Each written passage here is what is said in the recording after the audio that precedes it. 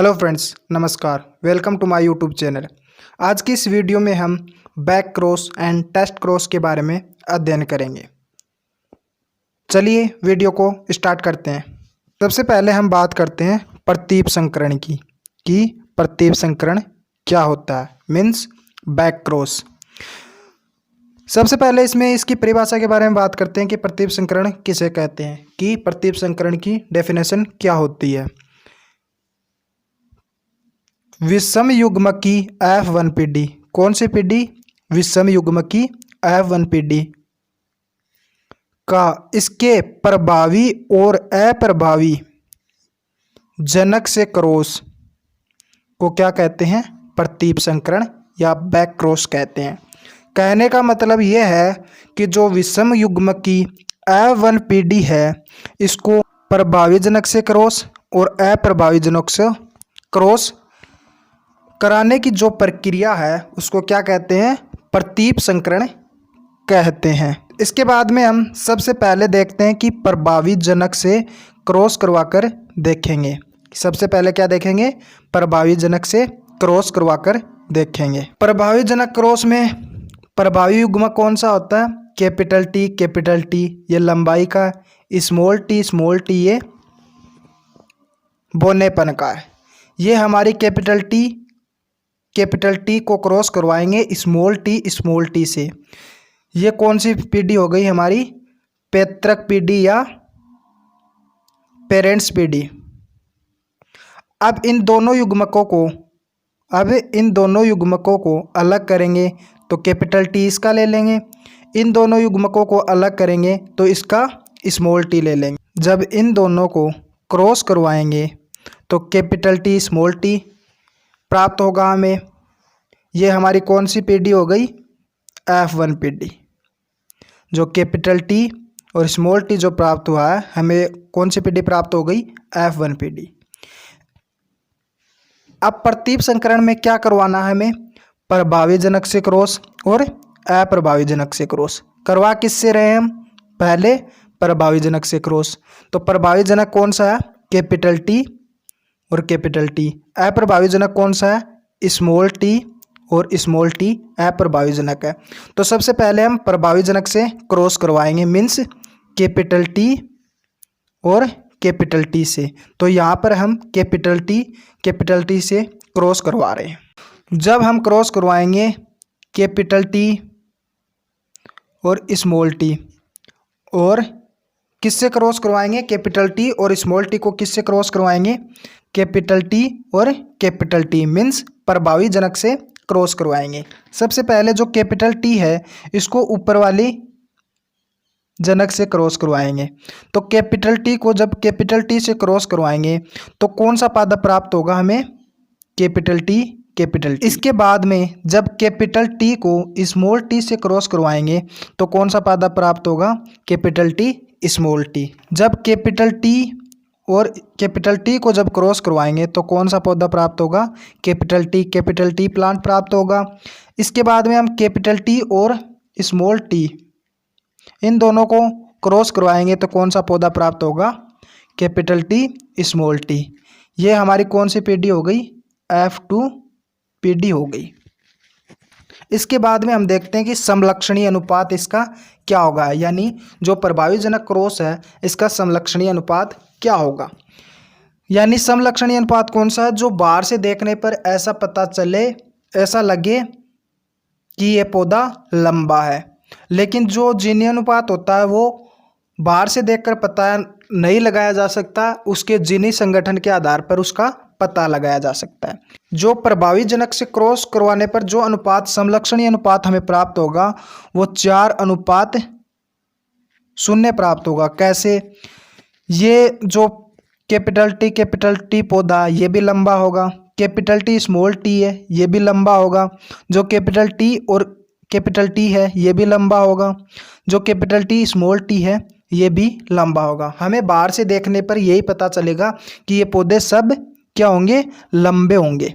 सभी जो पौधे हैं वो लंबाई का गुण प्रदर्शित करेंगे, इसलिए जो बोनेपन का एक भी गुण प्रदर्शित नहीं होगा। इसका जो अनुपात है वो 4:0 होगा। समलक्षणी अनुपात क्या होगा? 4:0। समजीनी अनुपात में दो जो पौधे हैं वो शुद्ध लंबे हैं और जो दो पौधे हैं वो अशुद्ध लंबे हैं। यानी कहने का मतलब है इसका जो अनुपात होगा वो 2:2 होगा। क्या होगा?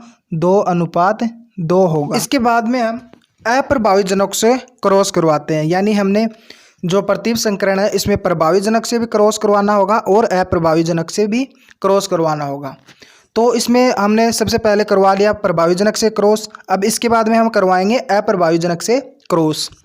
जब कैपिटल टी को क्रॉस करवाएंगे स्मॉल टी से, ये हमारी कौन सी पीढ़ी हो गई? पैतृक पीढ़ी या पेरेंट्स पीढ़ी। अब इन दोनों को हम एक एक युग्मक लेते हैं। जैसे कैपिटल टी है, इसका युग्मक हमने ले लिया कैपिटल टी। जो स्मॉल टी है, इसका युग्मक हमने ले लिया स्मॉल टी। इन दोनों को जब क्रॉस करवाया तो हमें प्राप्त हो गया कैपिटल टी स्मॉल टी। अब हमें क्रॉस किससे करवाना है? अप्रभावी जनक से। प्रभावी जनक था कैपिटल टी और अप्रभावी जनक था स्मॉल टी। तो अब हमें किससे क्रॉस करवाना है? अप्रभावी जनक से क्रॉस करवाना। तो हमने ले लिया स्मॉल टी। अब यहाँ पर कैपिटल टी स्मॉल टी है, ये यहाँ पर आ गया कैपिटल टी स्मॉल टी। अप्रभावी जनक कौन सा था हमारा? स्मॉल टी और स्मॉल टी, ये यहाँ पर लिख लिया स्मॉल टी। अब इनको क्रॉस करवाएंगे। जब स्मॉल टी और कैपिटल टी को क्रॉस करवाएंगे तो हमें प्राप्त होगा कैपिटल टी और स्मॉल टी पादप प्राप्त होगा। इसके बाद में जब स्मॉल टी और स्मॉल टी पादप को क्रॉस करवाएंगे तो हमें स्मॉल टी पादप प्राप्त होगा।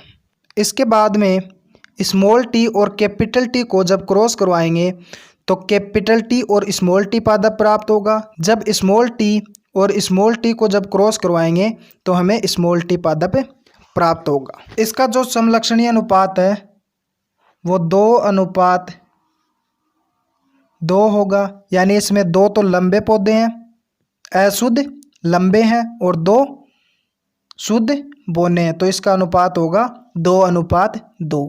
इसके बाद में हम बात करते हैं कि इसका समजीनी अनुपात क्या होगा। समजीनी अनुपात यानी इसमें 2 अशुद्ध लंबे हैं और 2 शुद्ध बोने हैं, तो इसका अनुपात भी क्या होगा? 2:2 ही होगा। यहाँ पर देखिए समलक्षणीय अनुपात क्या होगा? 2:2 और समजीनी अनुपात क्या होगा? 2:2। यानी जो 50% पादप हैं वो तो हमें लंबे प्राप्त होंगे और जो 50% जो पादप हैं वो हमें बोने प्राप्त होंगे।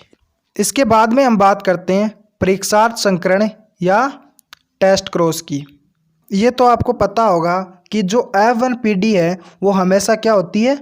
विषम युग्मजी। कभी भी ये समयुग्मजी नहीं होती। यानी विषम युग्मजी F1 पीढ़ी को उसके अप्रभावी जनक से क्रॉस को क्या कहते हैं? टेस्ट क्रॉस कहते हैं। जो बैक क्रॉस था उसमें हमने प्रभावी और अप्रभावी जनक दोनों से क्रॉस करवाया था, लेकिन जो परीक्षार्थ संकरण है मीन्स टेस्ट क्रॉस है, इसमें केवल हम अप्रभावी जनक से क्रॉस करवाएंगे। चलिए क्रॉस करवाते हैं। कैपिटल टी को जब स्मॉल टी से क्रॉस करवाएंगे तो यह हमारी कौन सी पीढ़ी हो जाएगी? पैतृक पीढ़ी या पेरेंट्स पीढ़ी। जब इस युग्मक को जब अलग करेंगे तो इसमें से कैपिटल टी ले लेंगे। जब इस युग्मक में से हम अलग करेंगे तो इसका स्मॉल टी ले लेंगे। इन दोनों को क्या करवाएंगे? क्रॉस। तो जो F1 पीढ़ी होगी वो कैपिटल टी स्मॉल टी प्राप्त होगी। ये हमेशा विषम युग्मजी होगी। जैसा कि हमने आपको बताया था कि जो प्रभावी जनक है वो तो होता है कैपिटल टी, जो अप्रभावी जनक होता है वो स्मॉल टी। तो अब हमें किससे क्रॉस करवाना है? अप्रभावी जनक से। तो अप्रभावी जनक कौन सा है? Small T. तो यहाँ पर अप्रभावी जनक से क्रॉस करवाएंगे। किसको? F1 पीढ़ी को।